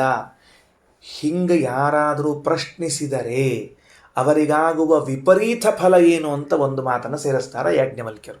ಮಹಾ ವಿಪರೀತ ಫಲ. ಕೇಳೋ ಹಂಗಲ್ಲದು. ಏನಂತಾರೆ? ತಸ್ಯ ಆಶ್ರಯ ಅಸ್ತಿವಾ ಇತ್ಯೇವಂ ಪೃಚ್ಛತೋಪಿ ಶಿರಸ್ಸದಾ. ತಸ್ಯ ಆಶ್ರಯ ಅಸ್ತಿವಾ, ಆ ಭಗವಂತನಿಗೂ ಆಶ್ರಯ ಅವನಿಗೂ ಇದ್ದಾರಾ ಅಂತ ಯಾರು ಪ್ರಶ್ನಿಸ್ತಾರಲ್ಲ, ಅವರಿಗೆ ಅವರ ತಲೆ ಭಿದ್ಯತೆ ಪರ್ವತೈಹಿ, ದೊಡ್ಡ ಬಂಡೆಗಲ್ಲನ್ನು ಅವರ ತಲೆಯ ಮೇಲೆ ಹಾಕಿ ಅವರ ತಲೆಯನ್ನು ಸೀಳಿಬಿಡುತ್ತಾರಂತೆ. ಎಷ್ಟು ವಿಪರೀತ ಫಲ! ಕೇಳಬಾರ್ದು. ಭಗವಂತನಿಗೆ ಯಾರ ಆಶ್ರಯ? ಭಗವಂತನ ಸುಖಕ್ಕೆ ಯಾರ ಆಶ್ರಯ? ಅವ ಸ್ವತಂತ್ರನೋ ಅಸ್ವತಂತ್ರನೋ ಅಂತ ಅನ್ನುವ ಪ್ರಶ್ನೆಯನ್ನು ಕೇಳಲೇಬಾರ್ದು. ಇಲ್ಲ ಅಂತನ್ನೋದು ನಿರ್ಧಾರಿತ ವಿಷಯವಾದದ್ದರಿಂದ ಅದನ್ನು ತಿಳಿಸುವುದಕ್ಕಾಗಿ ವೇದ ಮಾಡಿಕೊಂಡ ದಾರಿ ಯಾವುದು ಅಂದರೆ, ಗಾರ್ಗಿ, ದೇವರು ಯಾರಿಗೆ ಅಧೀನರಾಗಿದ್ದಾನಂತ ಕೇಳಿದ್ರೆ ತಲೆ ಒಡೆದು ಹೋಗ್ತದೆ ನಿಂದ, ನೆನಪಿಟ್ಕೋ ಅಂದರು. ಅದಕ್ಕೆ ಶ್ರೀಮದಾಚಾರ್ಯ ಒಂಚೂರು ಮುಂದೆ ಸೇರಿಸಿದ್ರು ಅಂದರೆ ಮುಂದಿನ ಕಥೆಯನ್ನು ಹೇಳ್ತಾರೆ. ತಸ್ಯ ಆಶ್ರಯ ಅಸ್ತಿವ ಇತ್ಯೇವಂ ಪೃಚ್ಛತೋಪಿ ಶಿರಸ್ಸದಾ ಭಿದ್ಯತೆ ಪರ್ವತೈರಂಧೇ ತಮಸಿ ಸ್ಥಿತಸ್ಯ ದೈವತೈಹಿ. ಮೊದಲು ಅವನನ್ನು ಕರ್ಕೊಂಡು ಹೋಗಿ ಅಂಧನ್ ತಮಸ್ಸಿಗೆ ಹೋಗಿದ್ದಾರೆ ಫಸ್ಟು. ಬರೇ ತಲೆ ಹೊಡೆಯೋದಲ್ಲ, ಇಲ್ಲೇ ಇದ್ದೀವಿ, ತಲೆ ಮೇಲೆ ಕಲ್ಲು ಬಿದ್ದದ, ಪೆಟ್ಟಾಗ್ಯದ, ಹೊಡೆದದ, ಮತ್ತು ಮುಂದಿನ ಸಲ ನೋಡ್ಕೊಳಪ್ಪ ಅಂದ್ರೆ ತೊಗೊಂಡು ಹೋಗಿ ಅಂಧನ್ ತಮಸ್ಸು ಮೊದಲು. ಯಾಕೆ ಅಂಧನ್ ತಮಸ್ಸು? ಏನಂಥ ಕೇಳಬಾರ್ದು ಪ್ರಶ್ನೆ ಕೇಳಿಬಿಟ್ನೆ ನಾನು ಅಂದರೆ, ಕೇಳಬಾರದ ಪ್ರಶ್ನೆಯನ್ನೇ ಕೇಳಿದ್ದೀನಿ. ಸರ್ವೋತ್ತಮನಾದ ಭಗವಂತನ ಮೇಲೊಬ್ಬರಿದ್ದಾರೆ ಅಂತ ಕೇಳುವ ಪ್ರಶ್ನೆಯೇ ಮಹಾ ಅಬದ್ಧವಾದ ಪ್ರಶ್ನೆ. ಅದನ್ನು ಕೇಳಿದ್ದರೆ ಹಂಗೆ ತಿಳ್ಕೊಂಡು ಅಂತಾಯ್ತು. ಪ್ರಶ್ನೆ ಕೇಳ್ಬೇಕಾದ್ರೆ ಹಂಗೆ ತಿಳ್ಕೊಂಡಿರ್ಬೇಕು ನೀನು. ಹಂಗೆ ತಿಳ್ಕೊಂಡು ಅಂದರೆ ಅದಕ್ಕೆ ವಿಪರೀತ ಫಲ ಏನು ಅಂತ ಕೇಳಿದ್ರೆ ಅಂಧನ್ ತಮಸ್ಸು. ಆ ಅಂಧನ್ ತಮಸ್ಸಿನಲ್ಲಿ ನಿನ್ನನ್ನು ಹಾಕಿ ದೇವತೆಗಳು ದೊಡ್ಡ ದೊಡ್ಡ ಬಂಡೆಗಳನ್ನು ತೆಗೆದುಕೊಂಡು ತಲೆ ಚಚ್ತಾರ. ಅಂದರೆ ಉಪನಿಷತ್ತಿನಲ್ಲಿ ಬರೇ ತಲೆ ಒಡೆದು ಹೋಗ್ತದೆ ಅಂತ ಹೇಳಿದರೆ, ಬ್ರಹ್ಮಾಂಡ ಪುರಾಣದಲ್ಲಿ ಅಂಧನ್ ತಮಸ್ಸಿಗೆ ಹಾಕಿ ದೇವತೆಗಳ ಅವನ ತಲೆ ಮೇಲೆ ಬಂಡೆಗಲ್ಲಿ ಎಳಿತಾರ ಅಂತ ಹೇಳಿಕತ್ತಾರ. ಏನರ್ಥ ಆಯಿತು? ಈ ವಾರ್ತೆ ದೇವತೆಗಳಿಗೆ ಅಪ್ರಿಯ ಅಂತ ಫಸ್ಟ್ ಸಿದ್ಧಾಂತ. ಎಷ್ಟು ಚಂದ ನೋಡೋ ಸಿದ್ಧಾಂತ. ಈ ವಾರ್ತೆ ಇದು ದೇವತೆಗಳಿಗೆ ಅಪ್ರಿಯವಾದ ವಾರ್ತಾ ಅಂತ ಸಿದ್ಧಾಂತ. ಎಂದು ದೇವತೆಗಳು ಸಹನ ಮಾಡಿಕೊಳ್ಳೋದಿಲ್ಲ, ಎಂದೆಂದು ದೇವತೆಗಳು ಸಹನ ಮಾಡಿಕೊಳ್ಳೋದಿಲ್ಲ. ನೀವು ಹೀಗೆಲ್ಲ ಮನಸ್ಸಿಗೆ ಬಂದದ ಕಥೆ ಏನು ಹೇಳಿದ್ರೆ ಅವ್ರು ಸುಮ್ ಕೊಡ್ತಾರೆ ಅಂತ ತಿಳ್ಕೊಂಡಿದ್ದೀರಾ? ತಲೆ ಮೇಲೆ ಬಂಡಿ ಎಳೆದ್ಬಿಡ್ತಾರೆ ನಿಮ್ದೆಲ್ಲರ. ಹಿಂಗೆ ಹೇಳಿಕತ್ತಾರ ಶ್ರೀಮದಾಚಾರ್ಯ. ಹಿಂಗೆ ಬ್ರಹ್ಮಾಂಡ ಪುರಾಣ ಹೇಳ್ತದೆ. ಬರೇ ಬಂಡೆಗಲ್ಲಿ ಎಳೆಯೋದಲ್ಲ, ಅಂಧನ್ ತಮಸ್ಸಿಗೆ ಹಾಕ್ತಾರೆ. ನೋಡ್ರಿ, ಇಲ್ಲೊಂದು ಸಣ್ಣ ಅಂಶ. ಅಂಧನ್ ತಮಸ್ಸಿಗೆ ಹಾಕ್ತಾರ ಅಂದರೆ ಯಾರು ಹಾಕ್ತಾರೆ, ಯಾರು ಹೋಗ್ತಾರೆ ಅಂದರೆ ಇಬ್ಬರು ಹೋಗ್ತಾರೆ. ದೇವತೆಗಳು ಹೋಗಿರ್ತಾರೆ, ಶಿಕ್ಷೆ ಇದ್ದವರು ಹೋಗಿರ್ತಾರೆ. ಅಲ್ರಿ ದೇವತೆಗಳು ಅಂಧನ್ ತಮಸ್ಸಿಗೆ ಹೋಗ್ಬಿಟ್ರು ಅಂದರೆ ಶಿಕ್ಷಾ ಕೊಡ್ಲಿಕ್ಕೆ ಹೋಗ್ಯಾರ, ಶಿಕ್ಷಾ ಅನುಭವಿಸ್ಲಿಕ್ಕೆ ಹೋಗಿಲ್ಲ. ಅಲ್ಲಿ ಕೆಲವರಿಗೆಲ್ಲ ಗಾಬರಿ, ದೇವತೆಗಳಿಗೂ ಅಂಧನ್ ತಮಸ್ಸು ಅಂತ ಹೇಳ್ತಾರೆ ಏನ್ರಿ ಆಚಾರ, ಮತ್ತು ಅದು ಹೆಂಗೆ ರೀ ಅಂದರೆ, ಅವರು ದುಃಖ ಅನುಭವಿಸ್ಲಿಕ್ಕೆ ಹೋಗಿಲ್ರ. ಅವರು ಅಲ್ಲಿದ್ದಾಗಲೂ ಆನಂದದ ಮೂರ್ತಿಗಳಿರ್ತಾರೆ ದೇವತೆಗಳು. ಶಿಕ್ಷೆ ಕೊಡೋದು ಅವರು ಯಾರಿದ್ದಾರ ಅವರಿಗೆ ಮಾತ್ರ ಕೊಡ್ತಾರೆ, ಅವರಿಗೆ ಮಾತ್ರ ದುಃಖ ಆಗ್ತದೆ ಹೊರತಾಗಿ ಇವರಿಗೇನಿಲ್ಲ. ಈ ಜೈಲಿನಲ್ಲಿ ಕೆಲಸ ಮಾಡೋರು ಇರ್ತಾರೆ ನೋಡ್ರಿ, ಅವ್ರು ಯಾರು ಹವಾಲ್ದಾರಗಳು, ಮತ್ತೊಬ್ಬರು ಮುಗಿದೊಬ್ಬರು ಇರ್ತಾರಲ್ಲ ಪೊಲೀಸ್ ಕಾನ್ಸ್ಟೇಬಲ್, ಅವರು ಎಲ್ಲ ಜೈಲಿನ ಸಲಾಖೆಗಳಿಗೆ ಕಟ್ಟಿಗೆ ತೊಗೊಂಡು ಟಪ ಟಪ ಟಪ ಬಡ್ಕೋತ ಹೋಗ್ತಿರ್ತಾರೆ, ಒದರ್ತಿರ್ತಾರೆ, ಎಚ್ಚರ ಮಾಡ್ತಿರ್ತಾರೆ. ಅವ್ರಿಗೆ ದುಃಖ ಇರ್ತೇನೆ, ಅವ್ರಿಗೇನು ಬಂಧನ ಇರ್ತದೇನು? ಇಲ್ಲಲ್ಲ, ಅಲ್ಲಿ ಕೆಲಸ ಮಾಡ್ತಾರೆ ಅವರು. ಆಮೇಲೆ ಆರಾಮಿರ್ತಾರೆ, ಅಲ್ಲೇ ಕುರ್ಚಿ ಹಾಕ್ಕೊಂಡು ಕಾಲು ಚಚ್ಕೊಂಡು ಕೂತಿರ್ತಾರೆ ಅವರು. ಅವ್ರಿಗೇನು ದುಃಖ ಇಲ್ಲ. ಶಿಕ್ಷೆ ಅನುಭವಿಸೋರು ಯಾರು? ಖೈದಿಗಳು. ಹಾಗೆಯೇ ದೇವತೆಗಳು ಅಂಧನ್ ತಮಸ್ಸಿನಲ್ಲಿ ಹೋಗ್ತಾರೋ ಇಲ್ವೋ ಹೋಗ್ತಾರೆ, ಬರ್ತಾರೋ ಇಲ್ವೋ ಬರ್ತಾರೆ, ಅವ್ರಿಗೇನು ಸಮಸ್ಯೆ ಇಲ್ಲ. ದೇವತೆಗಳು ಹೋಗ್ಲಿಕ್ಕೆ ಬರ್ಲಿಕ್ಕೆ ಏನು ಸಮಸ್ಯೆ ಇಲ್ಲ. ಅವರಿಗೆ ಶಿಕ್ಷೆ ಕೊಡುವುದಕ್ಕಾಗಿರ್ತಾರೆ. ಭಿದ್ಯತೆ ಪರ್ವತೈ ಅಂಧೇ ತಮಸಿಸ್ತಸ್ಯ ದೇವತೈ ತಸ್ಮಾತ್ ಬ್ರಹ್ಮ ಪರಂ ನಿತ್ಯಂ ಜ್ಞೇಯಂ ಪೂರ್ಣಂ ಅನಾಶ್ರಯಂ. ಆದ್ದರಿಂದ ಇಷ್ಟು ವಿಪರೀತ ಫಲ ಇದ್ದದರಿಂದ ಭಗವಂತ ಸರ್ವೋತ್ತಮ, ಭಗವಂತ ನಿತ್ಯ, ಭಗವಂತ ಪೂರ್ಣ, ಭಗವಂತ ಅನಾಶ್ರಯ. ಯಾರ ಆಶ್ರಯದಲ್ಲೂ ಭಗವಂತನಿಲ್ಲ ಎಂಬುದಾಗಿ ತಿಳಿಯಬೇಕು. ಇದಿಷ್ಟು ಬ್ರಹ್ಮಾಂಡ ಪುರಾಣ. ಎಲ್ಲೋ ಒಂದು ಪುರಾಣದ ಮೂಲೆಯಲ್ಲಿ ದೇವರು ಸರ್ವೋತ್ತಮ ಅಂತ ಹೇಳಿದ್ದಕ್ಕೆ ಇಷ್ಟೆಲ್ಲ ಯಾಕೆ ನೀವು ತಯ್ಯ ತಕ್ಕ ಅಂತ ಮಾಡ್ಲಿಕ್ಕತ್ತೀರಿ? ಸಕಲ ಪುರಾಣಗಳ ಅಭಿಪ್ರಾಯ ಅದಾಗಿದೆಯಾ? ಸಕಲ ಶಾಸ್ತ್ರಗಳ ಅಭಿಪ್ರಾಯ ಅದಾಗಿದೆಯಾ? ಒಂದು ಕಡೆ ಬಂದದ ಅಂತ ತಿಳ್ಕೊಂಡು ಹೇಳಿ ಹೋ ಅಂತ ಮಾಡಿದರೆ ಶ್ರೀಮದಾಚಾರ್ಯ ಅಂತಾರೆ, ತಗೋ ಮಹಾಭಾರತದ ವಾಕ್ಯ ತಗೋ. ರುದ್ರಂ ಸಮಾಶ್ರಿತ ದೇವಾಃ ರುದ್ರೋ ಬ್ರಹ್ಮಾಣಮಾಶ್ರಿತಃ ಬ್ರಹ್ಮ ಮಾಮಾಶ್ರಿತೋ ನಿತ್ಯಂ ನಾಹಂ ಕಂಚಿದುಪಾಶ್ರಿತಃ. ಸರಿಯಾಗಿ ಅರ್ಥ ಮಾಡ್ಕೊಪ್ಪ. ದೇವಾಃ ಕರ್ತೃಪದ ಮೊದಲು ತಗೋಬೇಕದನ್ನು. ವಾಕ್ಯ ಬೆರಳಿಟ್ಟುಕೊಳ್ರಿ, ವಾಕ್ಯ ಹಿಂದೆ ಮುಂದೆ ಆಗ್ತಿರ್ತಾವೆ, ಬೆರಳಿಟ್ಟು ಓದಬೇಕು ಯಾವಾಗಲೂ. ರುದ್ರಂ ಸಮಾಶ್ರಿತ ದೇವಾಃ ದೇವತೆಗಳು ರುದ್ರಂ ಸಮಾಶ್ರಿತಾಃ ರುದ್ರದೇವರನ್ನು ಸಮ್ಯಕ್ ಆಶ್ರಿತಾಃ, ಸರ್ವಭಾವೇನ ಆಶ್ರಿತಾಃ, ಕಾಯೇನ ವಾಚ ಮನಸ ಆಶ್ರಿತಾಃ. ರುದ್ರದೇವರು ಬ್ರಹ್ಮಾಣಂ ಆಶ್ರಿತಃ, ಬ್ರಹ್ಮದೇವರನ್ನು ಆಶ್ರಯಿಸಿಕೊಂಡಿದ್ದಾರೆ. ಬ್ರಹ್ಮದೇವರು ಮಾಂ ಆಶ್ರಿತಃ, ನನ್ನನ್ನು. ಈ ವಾಕ್ಯ ಯಾರು ಹೇಳಿಕತ್ತಿದ್ದು? ಕೃಷ್ಣ ಹೇಳಿಕತ್ತಾನೆ ಈ ವಾಕ್ಯವನ್ನು ಮಹಾಭಾರತದಲ್ಲಿ. ಬ್ರಹ್ಮದೇವರು ನನ್ನನ್ನು ಆಶ್ರಯಿಸಿಕೊಂಡಿದ್ದಾರೋ? ಬ್ರಹ್ಮದೇವರು ನನ್ನನ್ನು ಆಶ್ರಯಿಸಿಕೊಂಡಿದ್ದಾರೆ. ಸ್ವಾಮಿ ನೀನಿನ್ಯಾರನ್ನ ಆಶ್ಕೊಂಡಿದ್ದಿ? ನಾಹಂ ಕಂಚಿದುಪಾಶ್ರಿತಃ, ನಾನು ಯಾರನ್ನ ಆಶ್ರಯಿಸ್ಕೊಳ್ತೀನೋ, ನಾನು ಯಾರನ್ನು ಎಂದೆಂದು ಆಶ್ರಯಿಸಿಕೊಂಡಿಲ್ಲ. ಹಾಗಾದರೆ ಮಹಾಭಾರತದಲ್ಲಿ ಬಂದದ, ಬ್ರಹ್ಮಾಂಡ ಪುರಾಣದಲ್ಲಿ ಬಂದದ, ಉಪನಿಷತ್ತಿನಲ್ಲಿ ಬಂದದ. ಇದರಿಂದ ಏನು ತಿಳಿದು ಬರ್ತದೆ? ವಿಷ್ಣು ಸರ್ವೋತ್ತಮತ್ವ ಪ್ರಮೇಯ ಅತ್ಯಂತ ಸ್ಪಷ್ಟವಾಗಿ ನಿಖರವಾಗಿ ತಿಳಿದು ಬರ್ತದೆ. ಹೌದು, ಇನ್ನು ಆನಂದದಲ್ಲಿ ತಾರತಮ್ಯ ಅದ ಅಂತ ನೀವು ಇಲ್ಲಿ ಹೇಳಿದ್ರಿ, ಬೇರೆ ಕಡೆಗೆಲ್ಲಾದರೂ ಬಂದಿದೆಯಾ ಅಂದರೆ ಅಥಾತ ಆನಂದಸ್ಯ ಮೀಮಾಂಸಾ ಭವತಿ ಅಂತ ತಿಳಿದುಕೊಂಡು ತೈತ್ರೇಯ ಉಪನಿಷತ್ನಲ್ಲೂ ಕೂಡ ಆನಂದದ ತಾರತಮ್ಯದ ಚರ್ಚೆ ಆಗಿದೆ. ಬೇರೆ ಕಡೆ ಪ್ರಮಾಣಬದ್ಧದ್ದು ಹೇಳಿಕತ್ತಾರೆ ಅಷ್ಟ, ಮತ್ತೇನಿಲ್ಲ. ಅಂದರೆ ಈ ವಿಷಯದಲ್ಲಿ ಒಂದು ವಿಷಯದಲ್ಲಿ ಬೃಹದಾರಣ್ಯಕ ಪ್ರಮಾಣ, ಬ್ರಹ್ಮಾಂಡ ಪುರಾಣ ವಾಕ್ಯ, ಮಹಾಭಾರತದ ವಾಕ್ಯ, ತೈತ್ರೇಯ ವಾಕ್ಯವನ್ನು ಹೇಳಿ ಗಟ್ಟಿ ಮುಟ್ಟಿ ಮಾಡಿದ್ದಾರೆ. ಸರಿ, ಇನ್ನು ಲೋಕ ಲೋಕ ಅಂತನ್ನುವ ಶಬ್ದಕ್ಕೆ ಏನಂತ ಅರ್ಥ ಹೇಳಿದ್ರು ಶ್ರೀಮದಾಚಾರ್ಯರು ಅಂದರೆ ಲೋಕಾಹ ಇತಿ ಮುಕ್ತಾನಾಂ ಆನಂದಾನುಭವ ಸ್ವರೂಪಭೂತಾ ಅಂತ ಮೊದಲನೇ ದಿವಸ ಬರೆಸಿದ್ದೆ ಪಾಠದಾಗ. ಲೋಕ ಶಬ್ದಕ್ಕೆ ಏನಂತ ಬರ್ಕೋಬೇಕು? ಲೋಕ ಈಸ್ ಈಕ್ವಲ್ ಟು ಹಾಕ್ಕೊಂಡು ಮುಕ್ತಾನಾಂ ಆನಂದಾನುಭವ ಸ್ವರೂಪಭೂತಾ ಅಂತ ಬರ್ಕೊಂಡಿದ್ರಿಲ್ಲೋ, ಬರ್ರಿ ಕೊನೆಗಲ್ಲಿ ಬರ್ತಾರೆ ಶ್ರೀಮದಾಚಾರ್ಯ. ಹೌದು, ಲೋಕ ಶಬ್ದಕ್ಕೆ ಇಷ್ಟರ್ಥ ಹೆಂಗೆ ತೆಗೆದ್ರಿ, ಹೆಂಗೆ ತೆಗೆದ್ರಿ ನೀವು ಅಂತಂದ್ರೆ ಆಚಾರ್ಯ ಅಂತಾರೆ, ಲೋ ಲೋ ಅನ್ನುವ ಶಬ್ದ ಇದೆಯಲ್ಲ, ಲೋಕ ಹಿಂಗೆ ಬರ್ಕೊಳ್ರಿ, ಲೋ ಪ್ಲಸ್ ಕ ಅಂತ ಬರ್ಕೊಳ್ರಿ, ಆವಾಗ ತಿಳಿತದ. ಲೋ ಪ್ಲಸ್ ಕ,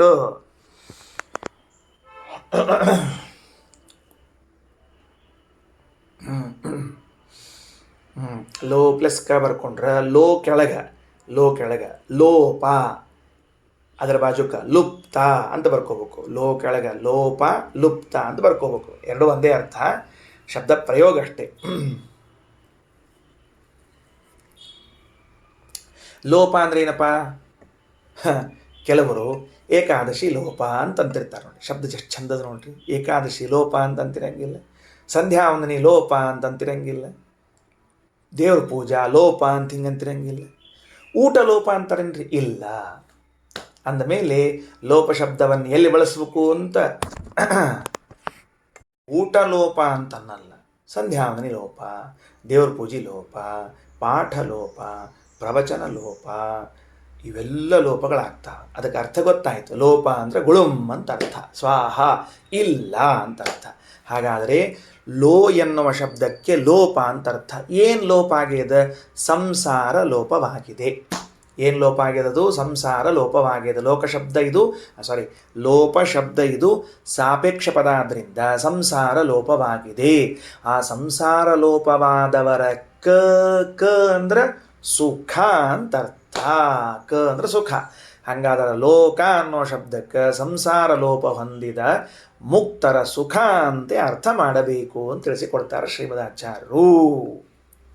ಏನು ಅದ್ಭುತ ನೋಡ್ರಿ. ಇಲ್ಲ ಅದ್ರ ಆಚಾರ್ಯರ ಸಿದ್ಧಾಂತ ಬ್ಯೂಟಿಫುಲ್. ಕೆಳಗೆ ಭಾಷ್ಯ ತಗೊಳ್ರಿ, ಕೊನೆಯ ವಾಕ್ಯ, ಸಂಸಾರ ಲುಪ್ತಾನಾಂ ಮುಕ್ತಾನಾಂ ಕಾನಿ ಸುಖಾನಿ ಲೋಕಾಹ.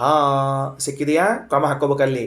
ಸಂಸಾರ ಲುಪ್ತಾನಾಂ, ಸಂಸಾರದ ಲೋಪವನ್ನು ಹೊಂದಿದ, ಮುಕ್ತಾನಾಂ ಮುಕ್ತರ, ಕಾನಿ ಸುಖಾನಿ, ಕ ಕ ಶಬ್ದಕ್ಕೆ ಸುಖ ಅಂತ ಅರ್ಥ. ಬಹುವಚನ ಹೇಳಿಕತ್ತಾರ, ಇಲ್ಲೆಲ್ಲ ಕಡೆಗೆ ಬಹುವಚನದ, ಅದರಿಂದ ಕಾನಿ ಸುಖಾನಿ ಲೋಕಾಹ ಅನ್ನೋ ಶಬ್ದ ಅರ್ಥ. ಇದು ಒಂದು ರೀತಿಯಿಂದ. ಇನ್ನೊಂದು ರೀತಿಯಿಂದ ಹೇಳ್ತಾರೆ, ರೋಚಮಾನಾನಿ ಕಾನಿ ಲೋಕಾಹ ಅಂತೂ ಮಾಡಿಸ್ಬೋದು. ಅದೇನ್ರಿ, ಸಂಸಾರ ಲೋಪಾದವರ ಸುಖ, ಇದು ಮುಕ್ತರ ಸುಖ ಅಂತ ಇಷ್ಟು ದೀರ್ಘಕ್ಕೆ ಯಾಕೆ ಹೋದ್ರಿ ಅಂದರೆ ಇನ್ನೊಂದು ರೀತಿಯಿಂದ ಮಾಡೋಣಂತ. ರಲಯೋ ರಭೇದ, ಲೋಕ ಬರ್ಕೊಳ್ರಿ, ಮತ್ತೆ ಲೋಕ ಅಂತ ಬರ್ಕೊಂಡು ಲೋ ಕೆಳಗೆ ರೋ ಅಂತ ಬರ್ಕೋಬೇಕು. ಮತ್ತೆ ಲೋ ಕೆಳಗೇನು ಬರ್ಕೋಬೇಕು? ರೋ ಅಂತ ಬರ್ಕೋಬೇಕು. ಲೋ ಕೆಳಗೆ ರೋ ಅಂತ ಬರ್ಕೋಬೇಕು.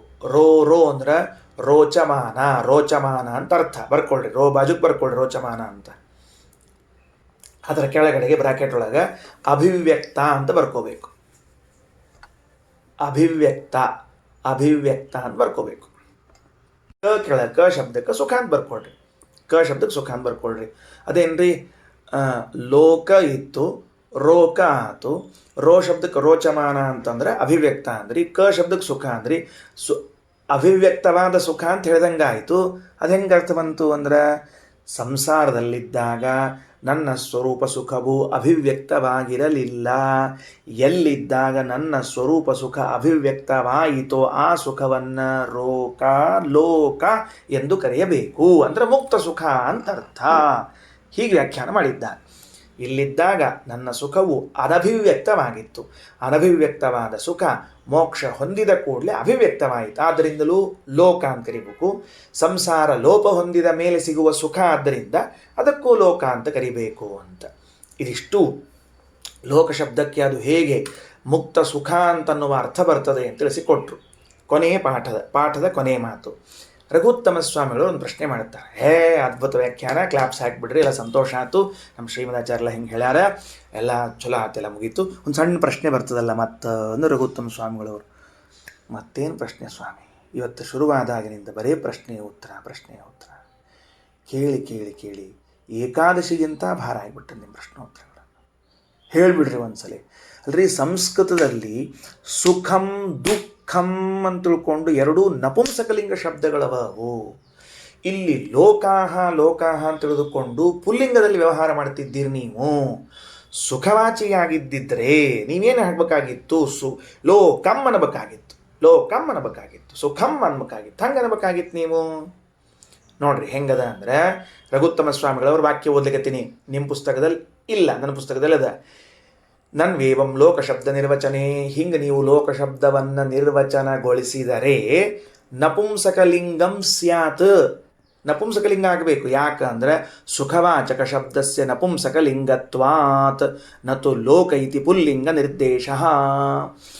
ಸುಖವಾಚಕವಾದ ಶಬ್ದಗಳು ನಪುಂಸಕಲಿಂಗದಲ್ಲಿರ್ತದೆ ಹೊರತಾಗಿ ಲೋಕಃ ಅಂತ ಪುಲ್ಲಿಂಗ ಶಬ್ದದಲ್ಲಿ ಇರೋದಿಲ್ಲ. ಅದು ಲೋಕಂ ಅಂತ ಆಗಬೇಕಾಗಿತ್ತು ನಿಮ್ಮ ಪ್ರಕಾರ. ಹಂಗಾದ್ರೆ ಹಂಗೆ ಹೇಳಿದ್ರೆ ನೀವು ಅಂತ ಕೇಳಿದ್ರೆ ಅದಕ್ಕಂತಾರೆ ಪೂರ್ವ ಅತ್ರ ಸಂಸಾರೇ ಯತ್ ಸುಖಂ ಕ್ಷೀಯತೆ ಸ್ಥೀಯತೆ ತತ್ ಕಂ ನಾಮ ಇತ್ಯರ್ಥ. ಬಿಡಿಸಿಕೊಡ್ತಾರೆ. ಸಂಸಾರದಲ್ಲಿರುವಾಗ ಯಾವ ಸುಖವು ಕಮ್ ಅಂತ ಕರ್ಕೊಂಡಿರ್ತದೋ ಅದೇ ಮುಕ್ತಿಯಲ್ಲಿ ಹೊಂದಿದಾಗ ಕಹ ಅಂತ ಕರೆದುಕೊಳ್ಳುತ್ತದ. ಏನು ಹಂಗಂದ್ರೆ ಅರ್ಥ ಆಗಿಲ್ಲ. ಹಿಂಗೆ ಮಾಡ್ರಿ, ಈಗೇನು ನೀವು ಸಂಸಾರದಲ್ಲಿದ್ದಾಗ ಸುಖವನ್ನು ಅನುಭವಿಸ್ತಿದ್ದೀರಲ್ಲ, ಈ ಸುಖಗಳನ್ನು ನಪುಂಸಕಲಿಂಗ ಶಬ್ದದಿಂದ ಕರೀರಿ. ಲೋಕಂ ಸುಖಂ ಸುಖಂ ಸುಖಂ ಲೋಕಂ ಲೋಕಂ ಕರೀರಿ. ಮುಕ್ತರಾದ ಮೇಲೆ ಇದೇ ಸುಖ ಶಬ್ದವನ್ನು ಪುಲ್ಲಿಂಗದಲ್ಲಿ ವ್ಯವಹಾರ ಮಾಡಬೇಕು. ಗೊತ್ತಾಯ್ತಾ ಏನಂತ ಹೇಳಿ? ಯಾಕಾಚಾರ ಮತ್ತು ಪ್ರಶ್ನೆ ಅಲ್ಲೂ ಇಲ್ಲಿ ಬಂತು ಹಿಂಗೆ, ಅಲ್ಲಿ ಬಂತು ಹಂಗೆ ಅಂದ್ರೆ ಅಷ್ಟು ವ್ಯತ್ಯಾಸದ. ಲೋಕದಲ್ಲಿರುವಾಗ ಸುಖವನ್ನು ಅನುಭವಿಸುತ್ತಿದ್ರೆ ಅದಕ್ಕೆ ಸುಖಂ ಅಂತ ನಪುಂಸಕ ಯಾಕಂತೀವಿ ಅಂದರೆ ಅದು ಸಂಸಾರದಲ್ಲಿ ಕ್ಷಯಗೊಳ್ಳುತ್ತದೆ. ಕ್ಷಯಗೊಳ್ತಾ ಇದರಿಂದ ಅದು ಹಾಳಾಗಾದ ನಪುಂಸಕಲಿಂಗದಾಗ ಕೂತ್ಬಿಡ್ತದೆ. ಅದು ಲೋಕದಲ್ಲಿ ಈ ಸುಖ ಅನುಭವಿಸೋದಲ್ಲ, ಇದು ಹಾಳಾಗಿ ಹೋಗ್ಬಿಡ್ತದೆ, ಒಂದು ದಿವಸ ಎಂದೋ ಬಿಟ್ಟು ಹೋಗ್ಬಿಡ್ತದೆ ನಮ್ಮನ್ನು. ಅದಕ್ಕದು ನಪುಂಸಕಲಿಂಗದಾಗ ಕಮ್ ಕಮ್ ಅಂತ ಕೂತ್ಬಿಟ್ಟದು. ಇಂಗ್ಲೀಷ್ನಾಗೇನು ಕಮ್ ಅಂದರೆ ಏನು? ಬಾ ಅಂತ ಇರ್ತಿರಲಿಲ್ಲ. ಕಮ್ ಅಂದರೆ ಬಾ ಅಂತ ಅರ್ಥ. ಎಂದು ಬರ್ತದೆ ಸುಖ ಅಂತ ಕಾಯ್ಕೋತ್ ಕೂತಿರ್ಬೇಕು. ಅದಕ್ಕದು ನಪುಂಸಕಲಿಂಗದಾಗ. ಮೋಕ್ಷದೊಳಗೆ ಬರೋದಿಲ್ಲೇ ಇಲ್ಲ, ಯಾವಾಗಲೂ ಲೋಕಾಹ ಪುಲ್ಲಿಂಗದಲ್ಲಿ ಕರಿಬೇಕು ಅಂತ ರಘುತ್ತಮ ಸ್ವಾಮಿಗಳವರು ಒಂದು ವ್ಯಾಖ್ಯಾನವನ್ನು ಮಾಡಿ ತೋರಿಸ್ತಾ ಇದ್ದಾರೆ. ಇಲ್ಲಿಗೆ ಗಾರ್ಗಿ ಬ್ರಾಹ್ಮಣ ಮುಕ್ತಾಯವಾಯಿತು. ನೋಡ್ರಿ ತಳಗದ ಅಲ್ಲಿ ರಘುತ್ತಮ ಸ್ವಾಮಿಗಳವರು ಹೇಳಿದ ಮಾತು ಮೂಲತಃ ಇದರಲ್ಲದ ಭಾಷ್ಯದಲ್ಲದ ಅದನ್ನು ಹೇಳ್ಯಾರ. ಲೀನಂ ಸುಖಂ ಕೈ ಇತ್ಯುಕ್ತಂ ಕಂ ನಾಮ ಕ್ಷೀಯತೆ ತ್ರಯತ್ ಅಂತ ಭಾಷೆಯಲ್ಲಿ ಉಂಟು. ಅದನ್ನೇ ರಘುತ್ತಮ ಸ್ವಾಮಿಗಳವರು ಪ್ರಶ್ನೋತ್ತರ ಪೂರ್ವಕವಾಗಿ ಚಂದಾಗಿ ತಿಳಿಸಿಕೊಟ್ಟಾರ. ಲೀನಂ ಸುಖಂ ಕಹ ಇತ್ಯುಕ್ತಂ ಕಂ ನಾಮ ಕ್ಷೀಯತೆ ತ್ರಯತ್ ಅಂತ ತಿಳಿದುಕೊಳ್ಳ್ರಿ. ಓಕೆನಾ? ಸರಿ ಹೋಯ್ತಾ? ಅರ್ಥ ತಿಳಿತಾ ಇದೆಯಲ್ಲ ಏನಂತ ಹೇಳಿದ್ದು? ಪೂರ್ವಂ ಲೀನಂ ಪಶ್ಚಾದಭಿವ್ಯಕ್ತಂ ಸುಖಂ ಕಹ ಇತ್ಯುಕ್ತಂ. ಮೊದಲು ಲೀನವಾಗಿತ್ತು, ಅನಭಿವ್ಯಕ್ತವಾಗಿತ್ತು, ಅನಂತರದಲ್ಲಿ ಅಭಿವ್ಯಕ್ತವಾಯಿತು. ಆದ್ದರಿಂದ ಅದಕ್ಕೇನು ಕರಿಬೇಕು? ಕಹ ಅಂತ ಕರಿಬೇಕು. ಮತ್ತು ಈ ಸುಖದಲ್ಲಿ ಕ್ಷೀಯತೆ ಅತ್ರಯತ್, ಇಲ್ಲಿ ನಾಶವಾಗ್ತದೆ ಹೋಗ್ತದೆ ಎಂಬುದಕ್ಕೆ ಕಮ್ ಅಂತ ಕರಿಬೇಕು ಅಂತ ಶ್ರೀಮದಾಚಾರ್ಯರು ಹೇಳಿದ್ದನ್ನು ಅಷ್ಟು ಚಂದ ಉತ್ತರವನ್ನು ಕೊಟ್ಟಿದ್ದಾರೆ ರಘುತ್ತಮ ಸ್ವಾಮಿಗಳವರು. ಮೂಲತಃ ಆಚಾರ್ಯರ ಭಾಷೆಯಲ್ಲಿರುವಂಥ ಮಾತು. ಶ್ರೀಕೃಷ್ಣಾರ್ಪಣಮಸ್ತು.